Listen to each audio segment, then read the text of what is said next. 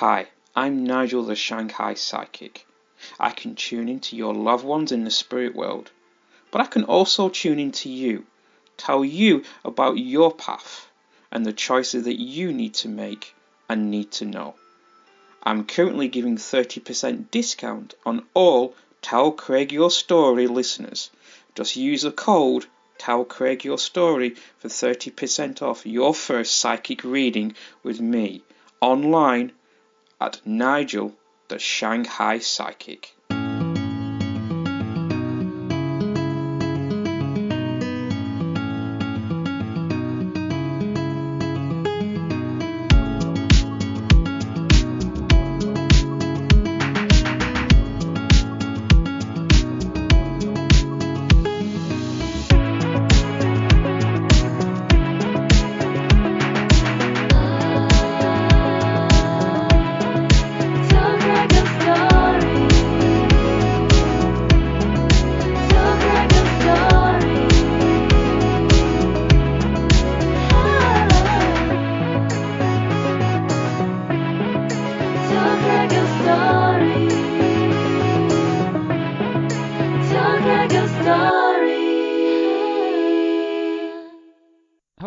Craig here. Welcome to another edition of the podcast, Tell Craig Your Story. Today we'll be speaking to Tim Williams. Now, Tim was born in Cooma in New South Wales, Australia. He's the creator of the SC Playbook, which helps players in a fantasy sports game, Supercoach. Now, Tim specializes in the rugby league Supercoach side of the SC Playbook, and the SC Playbook also helps players playing fantasy cricket as well. Now, he has a podcast nearly every day. He has the SC Playbook, Beers and Break Evens, Listener Questions, and he also has a podcast with Sam Williams, his brother, who played for the Canberra Raiders. But before we go, please go to our website. We're at Podbean. Tell Craig Your Story at podbean.com. We have a link tree which tells you where Tell Craig Your Story podcast is streaming.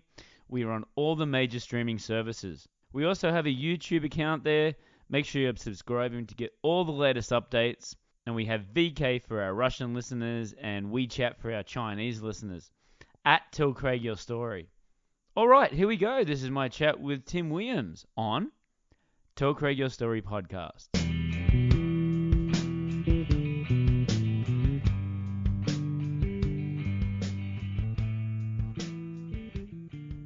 Hi, Tim. How are you going tonight? Craig, I'm very well, mate. Thank you for having me on the podcast. I love being on the other side of the mic in terms of not asking the questions and getting them asked about me. So I'm very excited to be here. Ah, very good. Thank you for coming on. I know you're super busy. You've got podcast after podcast. Glad to still you got a voice there. So last weekend you went up to Magic Round up in Brisbane. I went there last year and had a ball. So tell us about your experience there with the company as well. Yeah, it was a really great experience. And you talk about the voice. It's touch and go to start the week, the first few podcasts. So we're midweek at the moment, and it's just about back to 100%. So hopefully it comes across okay. And Magic Round was amazing. I went there for the first time, went to the first ever Magic Round in 2019, I believe it was, with my brother, and had an absolute cracking weekend there. And then, really enjoyed it.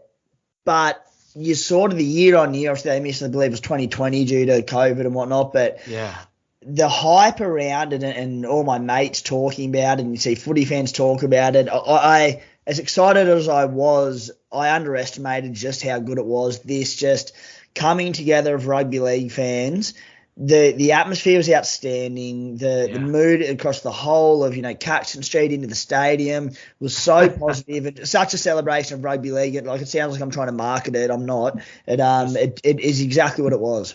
It's so true, but every team is supported, and just like they got their little sections, but you get to be sitting in any sort of place, and there's all different. I love that, the supporters' way to do it. Do you think it'll ever go past State of Origin? Never, mate. Never. I don't think anything can go past State of Origin. Yeah. You look at the highs of when, I suppose, early 2000s, rugby union was really big in Australia, and Aussie rules has always been big in Australia and sort of our league's main competition. And one thing we've always had over these sports is state of origin. State of origin rugby league is just like the pinnacle of sport for me. And even I speak to mates who are Aussie rules diehards and rugby union diehards who don't even sort of really watch rugby league. They tune in every year to State of Origin. It's just so hard to surpass. So I don't think it'll ever pass that. But obviously a concept, to the average footy fan they might not know, but taken from the UK. They started Magic Round, Magic Weekend, I think it is over there. And it's the NRL have absolutely nailed it. And honestly, keep it in Brisbane. I'm a diehard New South Welshman. Yeah. But just keep it in Brizzy. Like, don't fix what ain't broken, essentially, is the way I see it. Yeah, definitely. There's talks of moving it to New Zealand and other places trying to sell it. But, yeah, I agree. Tell us about SC Playbook. And for a fan that's a rugby league fan, and I know Supercoach because I've played it for a long time as well, it's so addictive once you get into it. So how do you explain to someone that doesn't know anything about it? How do you sort of explain what Supercoach is? Craig, I've done that many a time, so I should be able to do it pretty well. So essentially, I launched SC Playbook for many reasons, but if we're talking about what Supercoach exactly is, a lot of it was based off the fact that fantasy sports are absolutely booming in the UK and the US. Yes. NBA fantasy, EPL fantasy, there's last time I checked, there's about 8 or 9 million people playing EPL fantasy. I don't play the NBA draft and that sort of stuff, but I know the numbers are enormous, even down here in Australia. They're really solid and growing in Australia and NRL, AFL, all these different sports. But what it essentially is you're watching a game. Firstly, the first question everyone asks is, there's a monetary side of things and it's gambling that. I'm like, no, completely free to play, no gambling involved. Yeah. And if you want to put some wagers on with your mates, you can, but it's if there's a game of footy you don't care about, people inevitably put a bit of a wager on, little same game multi or something. Supercoach fills that void for a lot of people, and you can do it for free and just have a bit of fun and not sort of hurt your wallet too much. So basically, let's say you've got Tom Trbojevic, you start by picking a squad of 25 players. 17 of those players are in your team each week, just like the actual NRL. You have to pick those players. Let's say you have Tom Trbojevic and he scores a try against the Sharkies on the weekend. That will equate to 17 Supercoach points. If he makes a tackle, that's a point. If he has a run, that's a couple of points. Offloads, tackle breaks, try assists, line breaks, line assists, offloads, all these sort of things. By the end of the game, Tommy will have a Supercoach score of 84 points. Your 17 players that you've chosen across multiple clubs, you might have Harry Grant, Tom Trbojevic, Nico Hines, all their points tally together and you get a total for the round. And essentially you're trying to beat your mates, you're trying to beat the rest of the players in Supercoach. And yeah, so in a nutshell, that's Supercoach. Yeah. And the thing that has drawn me into it, as much as it's addictive for the Supercoach to play, before Supercoach, I would just watch the Knights play. And that would be it. And then if they didn't make the semi-final, I'd still probably watch it, but not as important. But now I seem to be watching nearly every game. Yeah. Because whoever's in my team, I might have just one player. I'm going to watch that game and I'm going to watch him and see how he goes. So for me, it's great for the game. It brings more people in to watch it. You've nailed the hammer on the head there, Craig. It's the same thing when people say, all right, Supercoach, we now know about it. What do you enjoy about it so much? Let's say it's a Sunday night, 6 o'clock, last game of the round. And you go, I just want to put the feet up, watch the last game, but it's a bit of a bludger of a game. Let's say, without calling out any certain clubs, and apologies Tigers fans because you've just won back-to-back games, but let's say it's the Tigers and the Titans of a Sunday night and it doesn't worry you. You're like, don't have any probably emotional investment in it. Yeah. Let's say you might own Mo Fotuaika and Dream Buller. All of a sudden you go, I'm watching this as if it's my own team. Because in one sense it is your own team. It's your Supercoach team.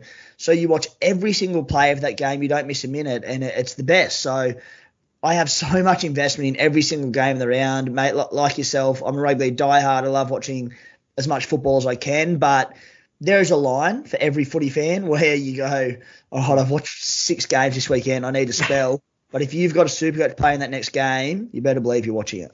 Yeah, that's right. And that's the thing. I got my dad into it. I've got my friends into it. We've got, like you said before, got little competitions where we put like $50 in and the winner takes all of the highest points or the grand final. So it's just good banter. And you're checking your phone at the game as well. Check the updates on the score. So it's just all good fun. But do you get into trouble sometimes? I know it's your work, but do you get in trouble sometimes? Do you notice yourself always on the phones trying to make trades and trying to fit the person in when you've got minus $1,000 and you want that person? Oh, well, it's funny you mentioned minus $1,000 trying to make a trade. I was at Magic Round last weekend, and I was we had like a meet and greet with the Bloke in a Bar team with Kempy and the Guru and Matty the Waterboy there, and we were doing that in the afternoon, and I'm laying on my bed frantically trying to sort out my trades. Again, to anyone who's not sort of familiar with Supercoach, you get 2 trades a week where you can move players in and out of your team. And I was $1,000 short of going Christian Welch to Corey Horsburgh. I thought, great trade, $1,000 short. That $1,000 cost me about 4 hours of tinkering with trades, and time was running out to get to this meet and greet, and I just went, stuff it. You know what? I'll shut the laptop up. I'd explored every option. I said the best option is to not make any trades this week. So, mate, I've got in strife for it a few times, but probably more of it's with the missus and trying to not kill her with rugby league. So, but no, it's all right, mate. Do you sort it out? Do you have time where you're set for the missus as well, or is it just like whenever you get a chance? Yeah, so I'm pretty good with it in the sense that. So I worked with the Daily Telegraph for 5 years before I started SC Playbook, and absolutely loved the gig I had there. And I worked with some amazing people like, journos like Buzz Rothfield and Dave Riccio, Jimmy Hooper early on, and Paul Kent. So I learned so much from so many great people there. Probably the downside to it was that I'm probably a bit of a social character, and I enjoy my weekends and I enjoy playing rugby league myself and my sport. The nature of working in sport journalism, and that's my background and my degree, is that you work weekends, and mate, that is what it is, so that's fine. The beauty of Supercoach, and this is what I saw in it after 5 years there of not being able to really play any footy and giving up my Friday nights, Saturday nights, Sunday nights and all of that, was basically, the idea is, again, to anyone not familiar with it, you give people team advice, and with the content that SC Playbook does around picking your team each week, helping them with their trades, showing them the stats, all that sort of stuff. By the time the first game of the round kicks off on Thursday night at 8 o'clock, there's not a lot you can do content-wise. You can get on your social media channels, Instagram, Twitter, Facebook, all of that, and put things out over the course of the weekend. But once the game started for the weekend and there's not really trades that you can do, there's not really a lot of Supercoach related work you can do. So what that's done for me is sort of given me my weekends back, which was up until I got a start on the Bloke in a Bar podcast with Kempy, who that was obviously an outstanding opportunity for myself. I'm very grateful for that one.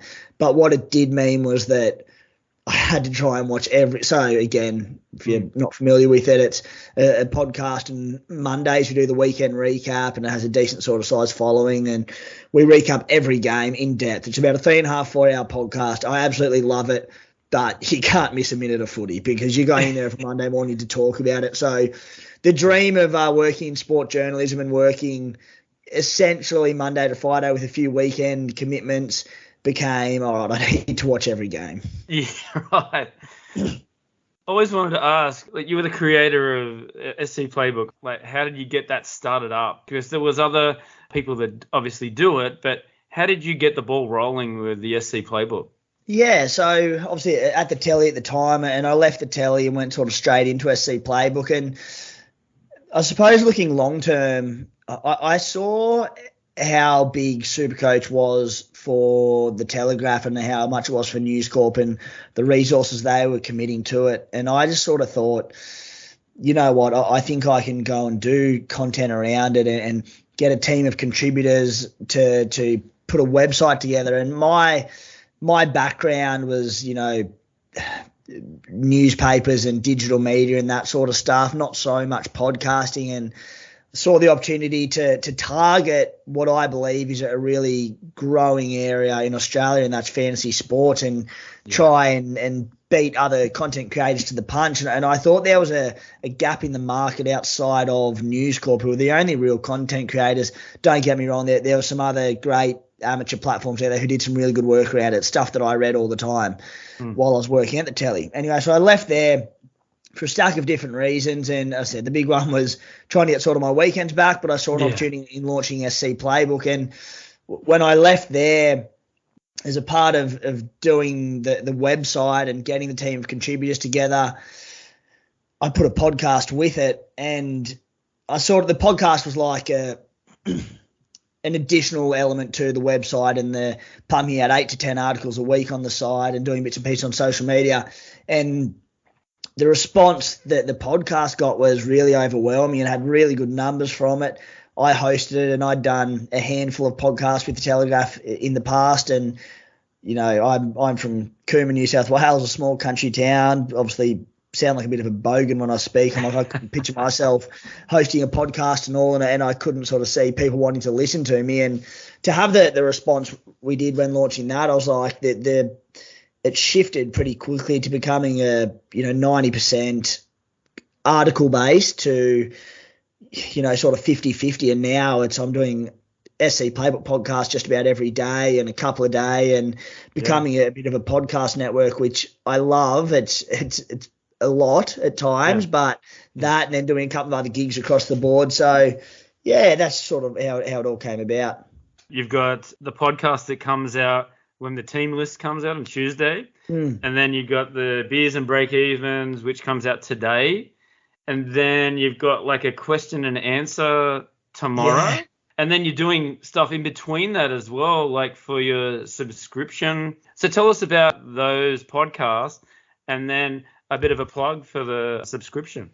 Yeah, so the week at the moment is Monday, Bloke in a Bar podcast, which is about 3.5, 4 hours long. Tuesday night is the SC Playbook podcast, the original one. Yes. That sort of finished by about 7:30, 8 o'clock. 8 a.m. Wednesday morning is the Beers and Break Evens podcast with the Rugby League Guru. So Monday, Kempy, being the legend that he is, was very generous to give myself and Guru, free access to use the Bloke in a Bar studios, and Matty the Waterboy, who's now become a really good mate of mine, and as a producer, all for free, like an absolute legend, and so very grateful for that. So Beers and Break Evens Wednesday morning. Where do we go after that? Wednesday afternoon, I'm doing a show with Fox Sports, NRL Lab, and that's come up this season with Josh Morris and Chris Lawrence, which has been really cool. Thursday morning, I do a halfback to punting podcast. And yes, with your brother, yes. Yeah, with my brother. So brother Sammy Williams, who played with the Raiders there, for any Canberra Raiders, the Milk fans. Yep, so got him on there. Thursday, about 11 a.m., I do a radio gig with SEN with Jimmy Smith, which is pretty short and sharp. It's only sort of a 10, 15-minute hit, so that's easy enough, mate. And then early afternoon Thursday, I do the listener question and answer. So that used to be I've got a WhatsApp group for the SC Playbook subscribers, and I just do a question and answer there, and punch out answers for that over the course of about an hour. And then I was like, this is just so inefficient.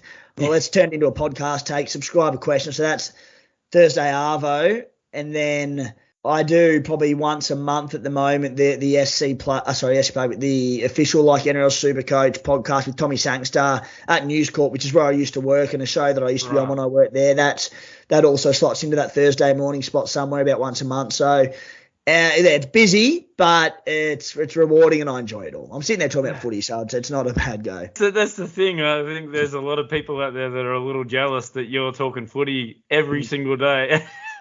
Yeah, I envy you. I think it's an amazing career that you've chosen. And talk about your subscription for the hardcore fans that want a bit more information about, because it's very good.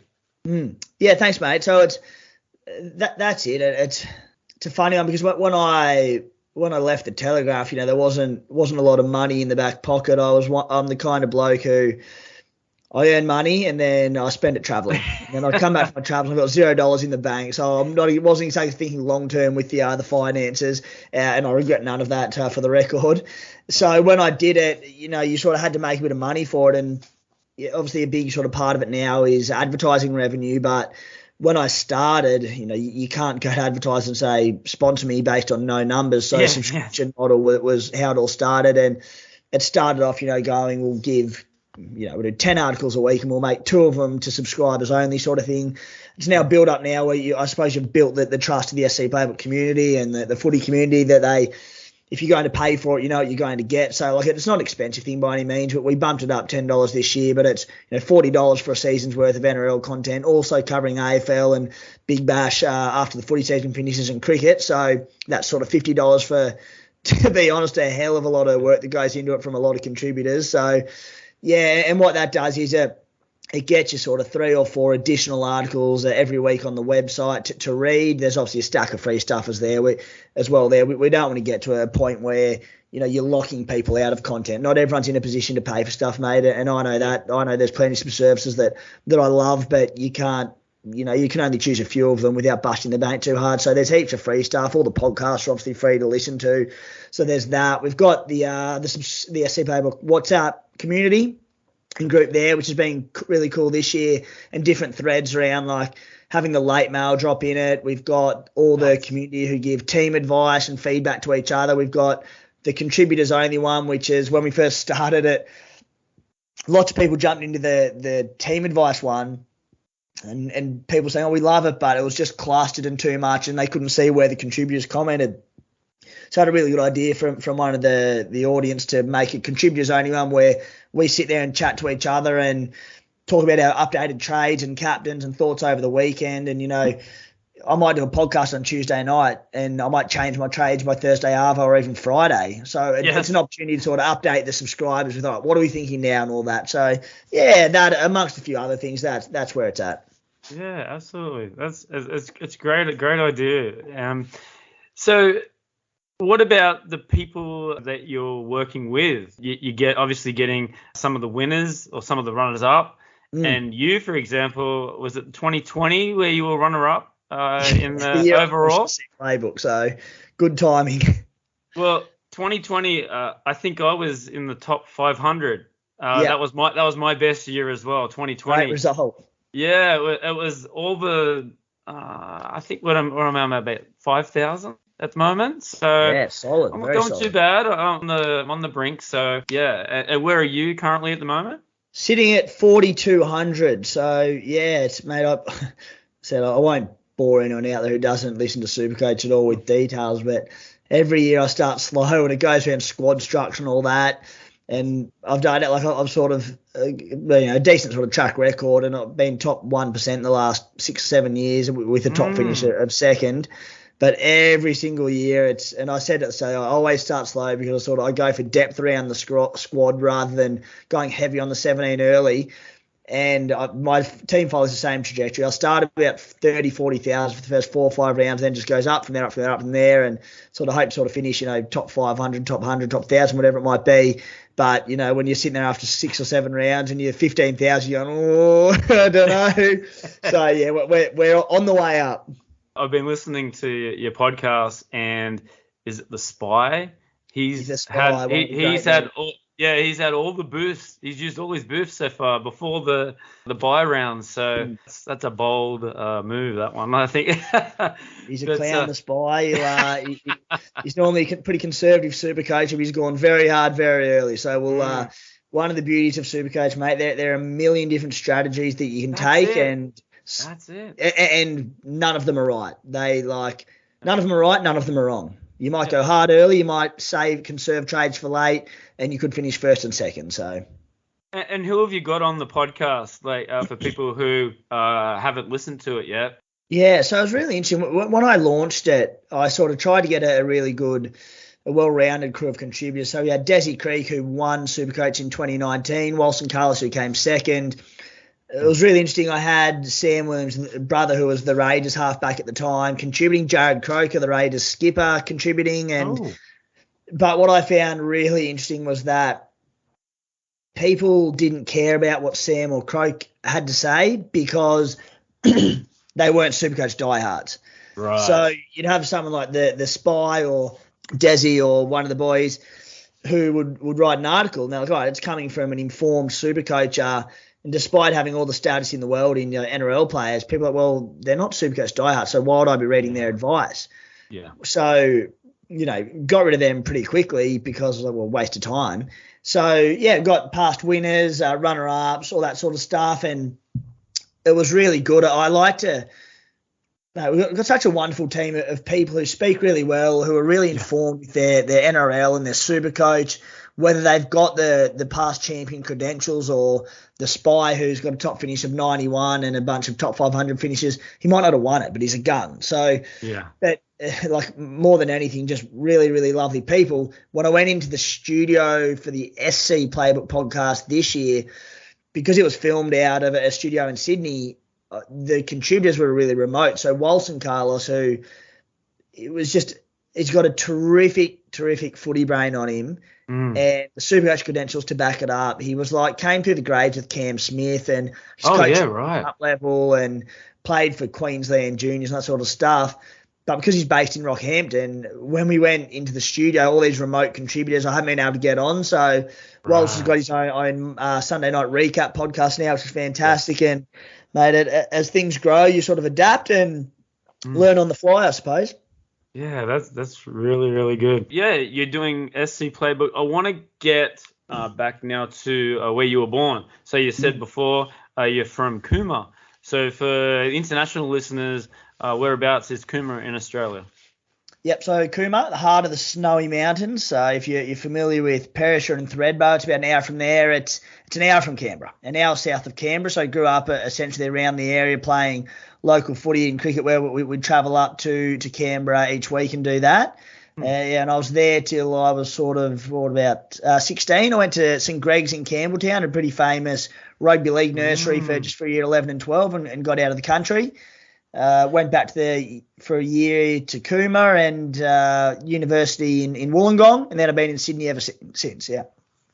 So did you play with some players besides your brother? Who did you play with that made it to the NRL from Campbelltown spots? Yeah, so I mean, going way back, I had a few back in Canberra, and who was it? Jack Williams, also from Cooma. Sharky's lock forward, no relation, believe it or not. I mean, so Jacko played, he was a couple years younger than me. Played in Canberra, guys like Matty Frawley, and up in Sydney in my year at St Greg's. Adam Elliott was one of my really good mates. Newcastle Knights now. Adji. Yeah, so he was one of the best ones. Joey Stimpson was the year below me and played a bit of footy with him and was pretty cool playing against that. It was a really good footy comp. Played against Mitchy Moses and Luke Brooks and Dallin Watene-Zelezniak and all these blokes who were just absolute mountains of class above me, but I managed to sneak in a few games against them. I thought, you know what, this will be my pinnacle, but I'm pretty content with that and to share that I had a few run around with some good footballers. So, yeah. Come on. Was sport always a part of your family when you were growing up? Yeah, mate, lived and breathed it. So myself, a couple of brothers, dad was always, diehard sort of footy player, cricket player. So I grew up playing footy. Did he play? And cricket. Oh, yeah, footy and cricket. Did he go on to bigger things or was just local? Was that the old boy? Yeah. Dad, so no, he was, how'd he put it? He always used to say, a decent enough footballer, but he was about 3 stone 6 or 6 stone 7 or whatever that old is that basically equates to very skinny and very fast, but never had any size about him. So he, despite having a brother who plays in the NRL, I suppose football and genetics aren't a part of us. Sam got there because he's an very intelligent footy mind, but there's not a lot of size about him either. So, yeah, mate, we grew up playing everything from tennis to golf to footy to cricket to squash to anything we could get our hands on. And to be honest, I still do the same. So not a lot's changed. Are you still doing it? Yeah, I think you mentioned on the podcast you're playing Oztag still? Yeah, still play Oztag. Yeah. Trying to have a run of rugby league this year, but oh, come on. work sort of got the better of me a little bit. So I have every intention of having a few games this season. Got a couple of runs in last year and played a full season the year before that. So trying to, but as work gets a bit busier, it's getting harder to do, unfortunately. Right. And growing up, were you always a Raiders fan? Yeah, so that's where it's a bit, that's where amongst the playbook community and the bloke in the bar community copped a bit of stick for. I actually grew up going for the Bulldogs when I was quite young. Really? I always loved the Raiders, but yeah, I started off as a Doggies fan, and essentially what happened was, I mean, first and foremost, I was now from Canberra. So I grew up going to all these Raiders games, and the Doggies, Sydney being, 4.5 hours away, didn't really get chances to go to their games of footy. And so Sam's, 3 years older than me. So he was in the Raiders system from about 15 years old. I think he debuted in the NRL at 18. And so from a pretty young age, I was going to every Raiders game and sort of was pretty lucky to meet a few of the Raiders boys and sort of get a few relationships with those and just have a really great relationship with the club. And all my life was Raiders, Raiders, Raiders. And while I still went for the Doggies in the early days when Sam was at the club and playing first grade, it was hard because I'd go there and I'd be supporting him so wholeheartedly that even when he got to the games against the Doggies, and I suppose a couple of years into his career when they were playing against the Dogs, I'm like, I'd love to see the Doggies win, but I want to see my brother win more. So yeah, that's right. Next decade, and eventually the things shifted, and I started being the Raiders, who were always a very close second. Yeah, sort of jumped ahead. Yeah, and you speak really highly of your brother. How proud of your brother are you? Yeah, very much so, mate. It was awesome, having a brother to have done as much as he did, and probably the best thing about it was that you see these genetic freaks in the NRL who are just big, 110 kilo blokes who don't have an ounce of fat on them, and you have nightmares about trying to tackle them. Yeah. Sam was slow.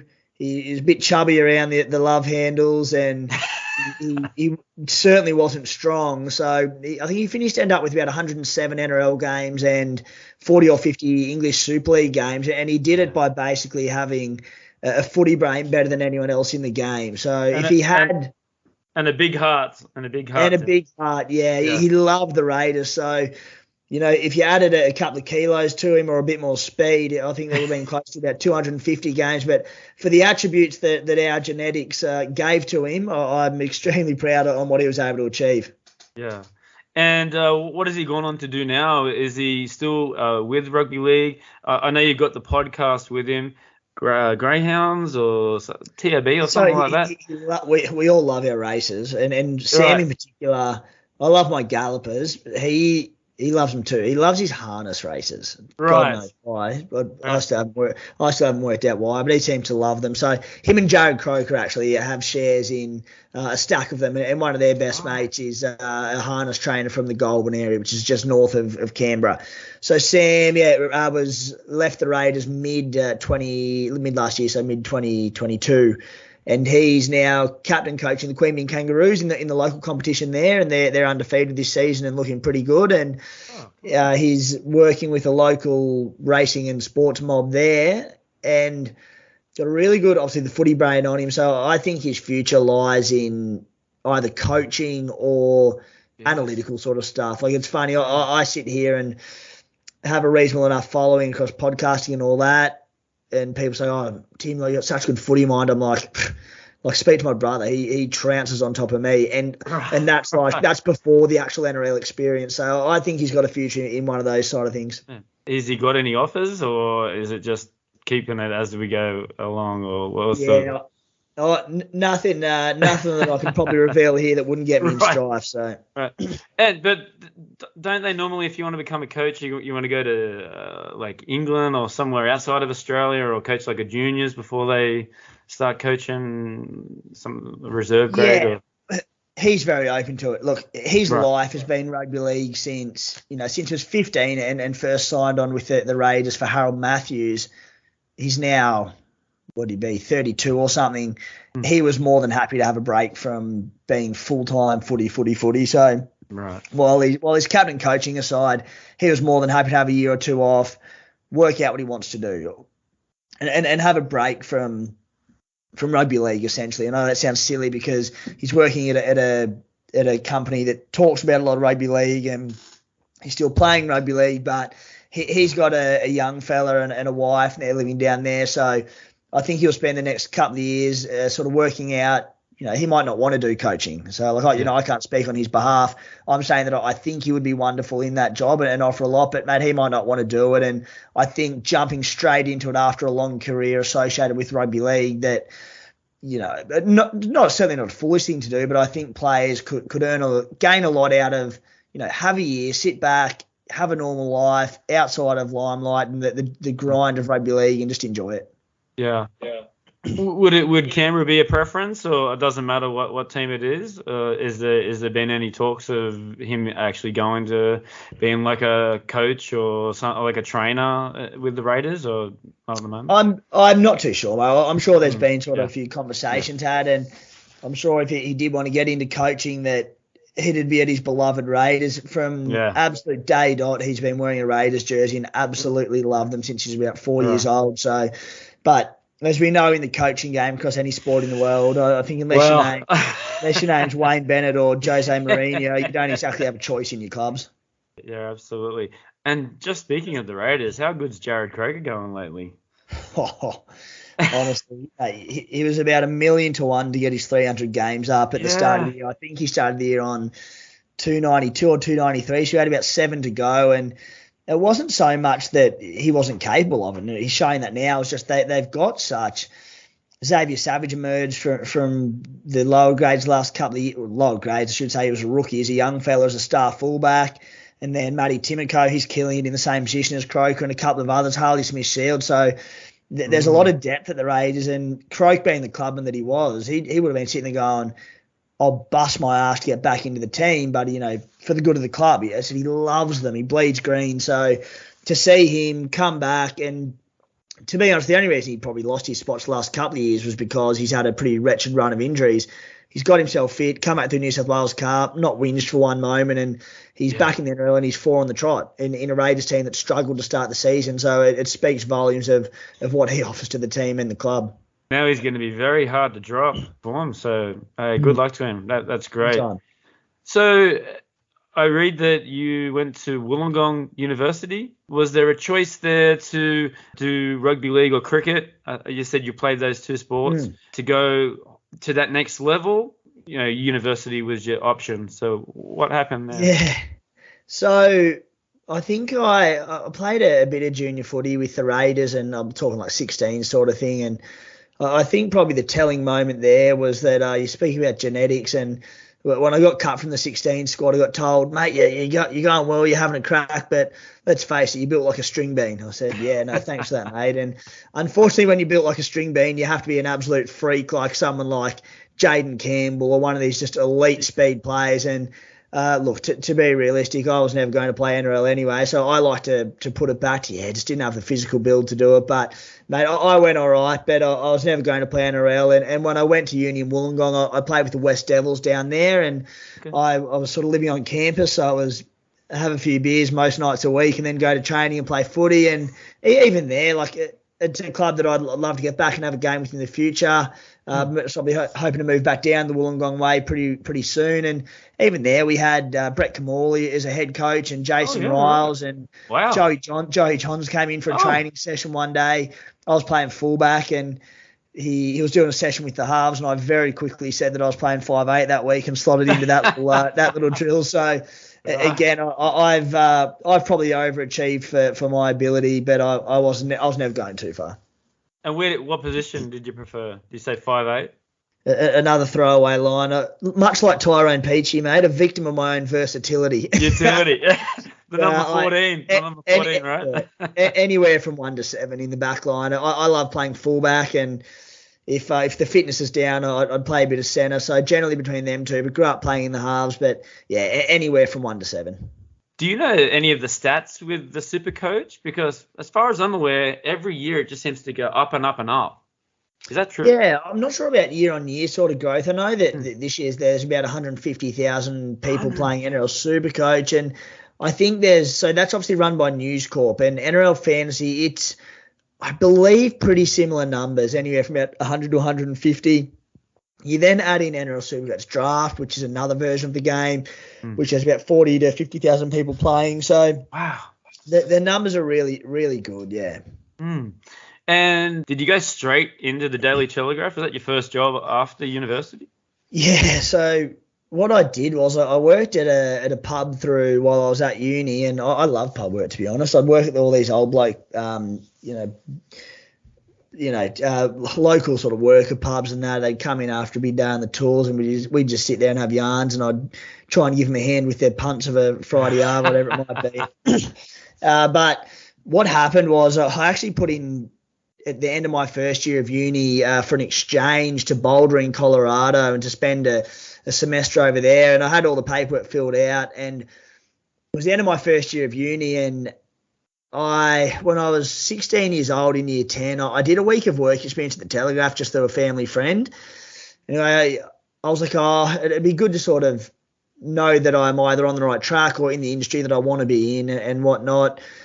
And so I emailed through to him, and he'd left there, and he was working at the Sydney Cricket Ground at the time. But he put me in touch with the head of the Daily Telegraph, Tim Morrissey, who's still there now, is the head of sport. And he got back to me, and I sort of emailed through saying, could I get 2 or 3 days work experience over the uni summer break? And literally not a week, just 2 or 3 days, just saying that to make sure I'm on track and maybe learn a few things. He got back to me and said that he had a 3-month full-time internship for me, unpaid sort of one.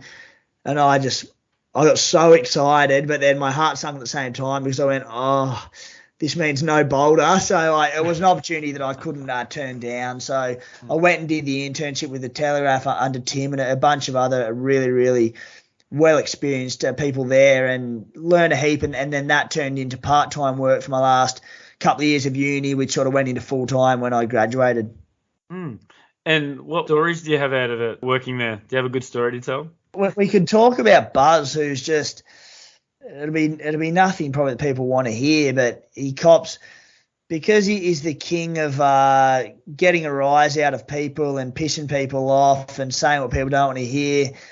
When I tell them that he's a lovely bloke, they just go, oh, shit, like, you're kidding me. I'm like, yeah, sorry, guys. I'm like, Buzz was so good when I worked there, to the point that, he'd have these really good breaking stories, never sort of the big ones. And he's got, mate, here's a story. You can tell it, put your byline on it and stuff. And it was so good. Like, such a lovely thing for him to do. And particularly Saturday afternoons in the office I used to love, because this is times where I'm sitting there going, all my mates are playing footy and going out and having a drink. I was also in the office with, Jimmy Hooper and Kenty and Buzz and Paul Crawley, and such a good team. And I'd have 3 screens in front of me. I'd have my work screen in front of me. I'd have the footy on the left on the second screen and the horse racing on the right. And we're sitting there having a cheeky little punt together or watching the footy together. And I'm changing my Supercoach team in the meantime. So it wasn't a bad spot to work. Yeah.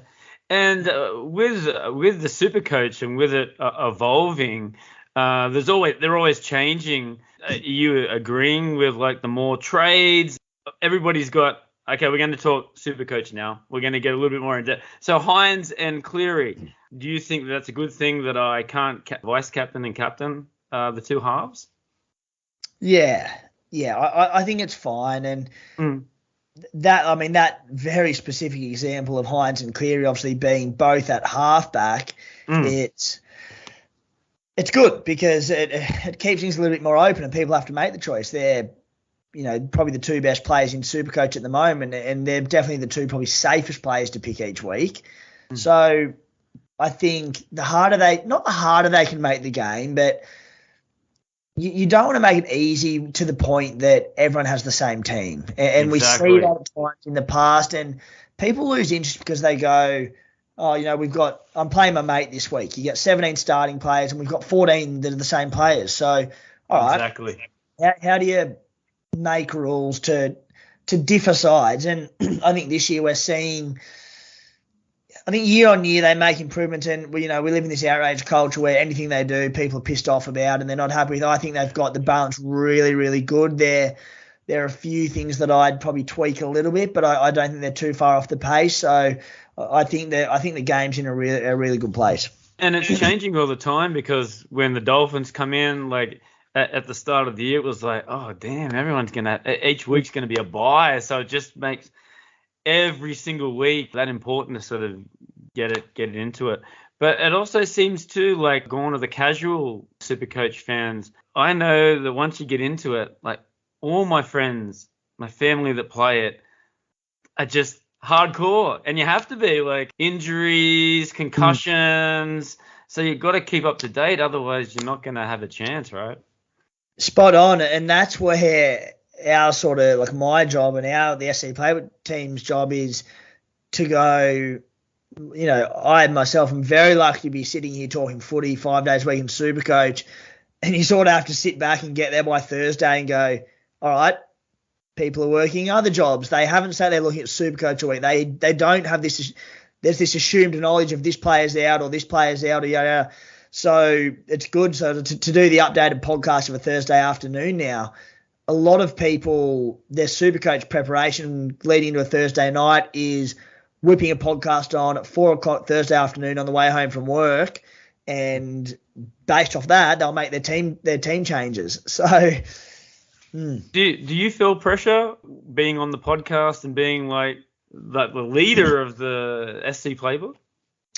Not at all, to be honest. When I say not at all, that you get the occasional thing, but I think anyone sort of in media, and you see players and journos and all that, cop a lot of spray and these keyboard warriors, and I've been really, really fortunate not to have them. And I mean, I think it speaks volume of the SC Playbook community. But from the day I worked at the Telegraph and I did straight NRL content, and I did a lot of Supercoach content there as well, and the NRL community is great, don't get me wrong, but you know, you can cop a little bit. I always had a pretty good run with the NRL community as well, but the Supercoach community, as a vast majority, understand that you're doing your best.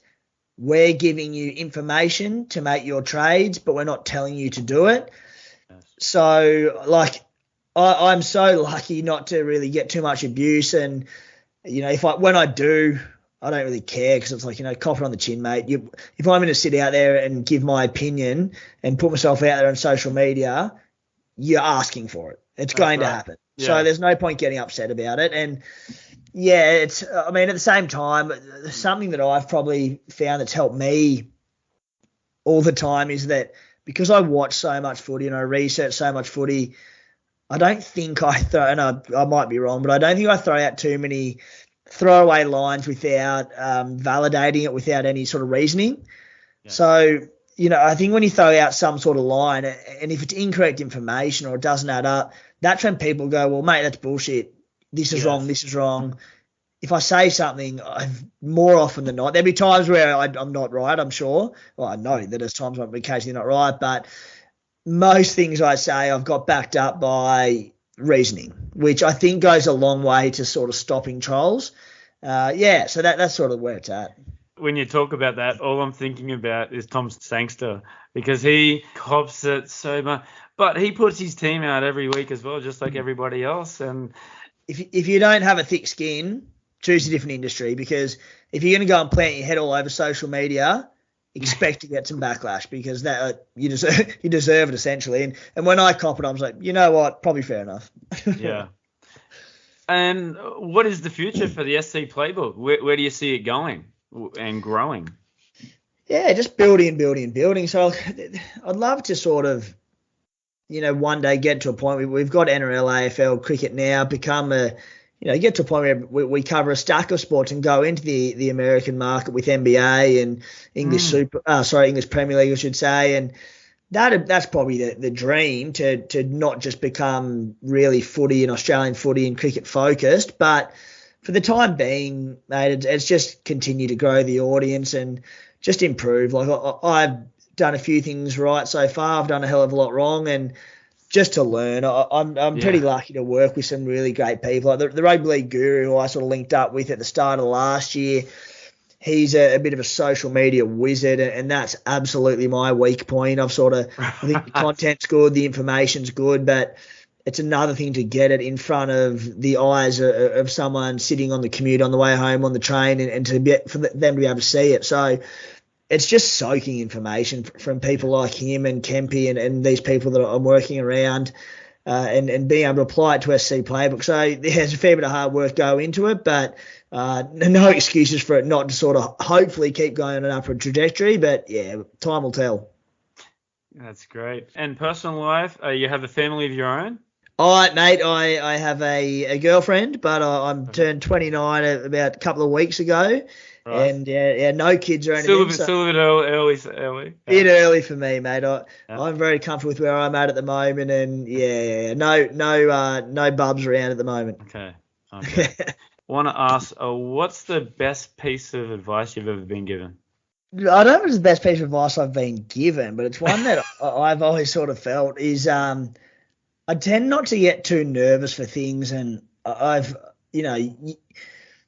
you learn a lot through experiences, and I've sort of started off doing things like a recorded podcast where there'd be a couple of nerves, but not too bad, and then that went to like doing things in front of camera, and then it went to doing live things in front of camera, and then it went to doing live shows, and then the audience got bigger and all of that, and basically just that you laugh at this, but as someone who sort of felt that nerves achieve nothing, I was watching a movie a couple of years ago. I think it was like Bridge of Spies or something. Tom Hanks was in it. Huh.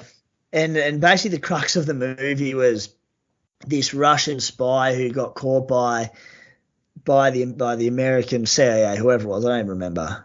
And he got put in all these like super high pressure situations where it was like in court facing like the noose, or, being traded back over to Russia in an exchange. And every time he was in them, Tom Hanks would ask him, like, mate, are you nervous? And he'd go, why? He's like, would it help? And Tom Hanks would sort of put there at him and go, well, no.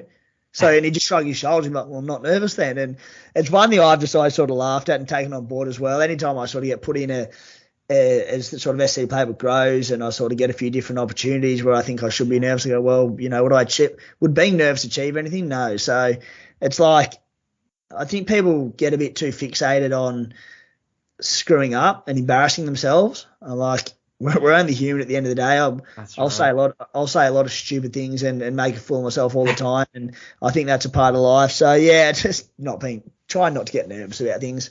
I think if you can laugh about it, then it just sort of goes away, right? Exactly right. As I said, we're all human. We all stuff up. Yeah. But that's the thing. It sounds like you're having a real good time on the podcast as well. Social medias, Tim, where can we find you, and where can we find the SC Playbook as well? Yeah. So I'm on Twitter at TimWill94, which, follow me if you want. I don't really care, but SC Playbook's the main one, mate. So yeah.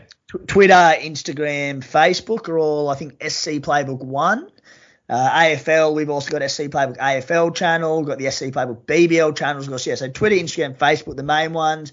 You can subscribe to us on YouTube. We went into studio this year for the first time, which has been fantastic. And what's that? TikTok. We're on TikTok this year. So when I talk about learning on the run, I never had Instagram before SC Playbook. Certainly never had TikTok, but we're there as well. And we've got a stack of clips from the podcast or video and whatnot. So going on there, and all the articles go on those platforms. So yeah, SC Playbook 1, or if you type in SC Playbook NRL, it'll pop up. Okay, great. And got a couple of quick questions to finish off, as I do with the podcast. Don't think about it too much. It's like your top 2 or 3 favorite things of all time. What is your top 2 or 3 favorite band? Top 2 or 3 favorite bands? The Gaslight Anthem. An American band. Yeah, I absolutely adore the Gaslight Anthem.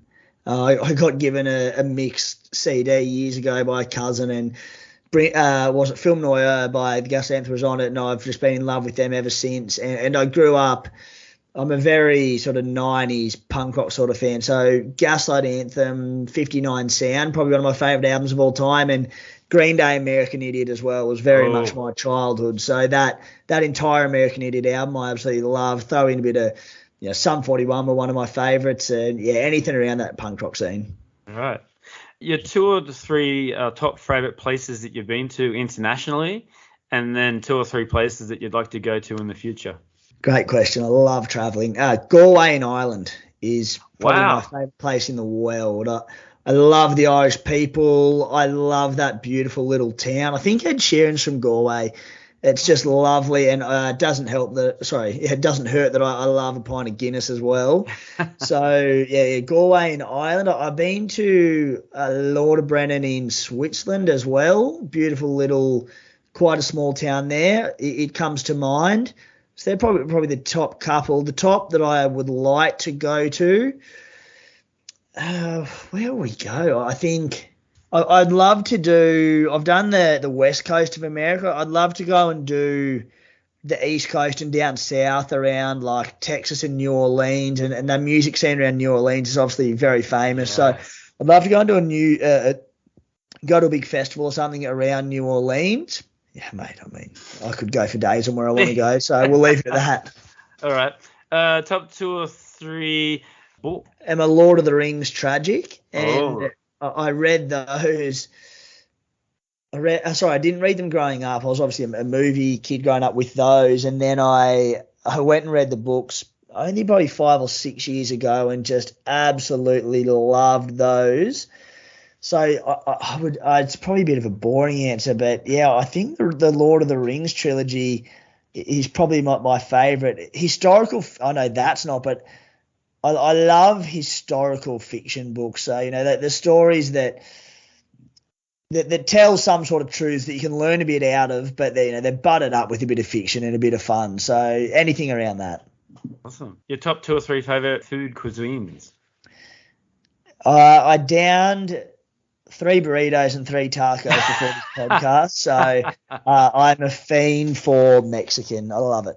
All right, and some footy questions now. Straight up, who's going to win the grand final this year? Or who's going to be in the grand final? No, I like the question. Okay. I sigh at it because a week ago I had as part Smokies, but not so much, the Sharkies. I really like the Sharkies this year, but about 3 days ago the Dolphins put about 40 on them. So, I'm a little bit reluctant. I just think the Sharkies have the depth in their squad to go a long way, and they can cover for injuries. Nico Hines is sensational. They 1-17, they're just so balanced. 1-25, I should say, they're well balanced. So I really think the Sharkies can go deep, and you'd be an absolute madman to rule out the Panthers. We know they can do it. People are saying that their wheels have fallen off. They're not. They're grinding. Like, if I was betting, Penrith are your safe bet. Sharkies are the Smokies, and I don't know if the Roosters can put it together. They've got the talent. We know that, but they can't put it together at the moment. But I think Robbo will get them up by the back end of the season if they can have a bit of luck on the injury front too. Who was your first rugby league star? When I was very young, like, this is probably before I could speak. I wasn't even coherent at the time, but I used to love Rocket Rod Silver. Oh, right, yeah. Fullback in the late 90s, Rocket Rod. And then as I got a little bit older, who did it become from there? David Staggs was probably when I was going through high school. I love David Staggs because, he was playing for the Doggies. Obviously that helped among a few other, or the Broncos as well. But Staggs was a bloke I could relate to in that he was such an undersized player, and I mean, I played in the backs and I was undersized. He was undersized and played in the forwards, and he'd make 60 to 65 tackles a game, wouldn't miss any, and was just tough as nails. So when I was growing up, knowing that I was tiny, I was like, you know what? If David Staggs can go up and be small and play in the forwards, I can do it in the backs. It wasn't to be, of course, but I always admired David Staggs for just how tough he was. I'm a Knights tragic. Do you have 2 or 3 all-time Knights players that you've liked? All-time favourite Knights players. I won't say Joey because that's just the most boring answer of all time. Who are the Knights that spring to mind for me? You said Adam Elliott's one of your friends. Adam Elliott, yeah. I'd be filthy if I didn't include him. Ben Kennedy was always one of my favourites. Yeah. One of the best line runners in the game. Yes. Absolutely tough as nails, BK. So loved what he did. And you've got my mind absolutely racing. I'm not going to be able to sleep tonight. So I'm going to be thinking of the Knights players of the years gone by. And I was always a Matt Gidley fan as well. Having spent a bit of time at centre, just his one-on-one ability and that, the infamous, step off his foot and that little flick out the back, he made a career out of it. So I love Matt Gidley. Awesome. Last question. Tim, who is your greatest inspiration / hero and why? Probably my dad, I think, mate. He was, we lost Dad about 18 months ago, and he was just a very, very good man and just had the best values in life. Always had a smile on his face, and I think Dad. Enjoyed life? Yeah, very good awesome. Man. I think that's a great way to finish off, Tim. Thank you very much for your time. What you're doing for the Supercoach, I think it's great. You're making a lot of people happy, so continue to do well. And when I come back to Australia, love to have a beer with you and talk Supercoach. Don't need to twist my arm for a beer, I'll tell you that much. But no, thanks so much for having me on, mate. I really do appreciate it, so thank you.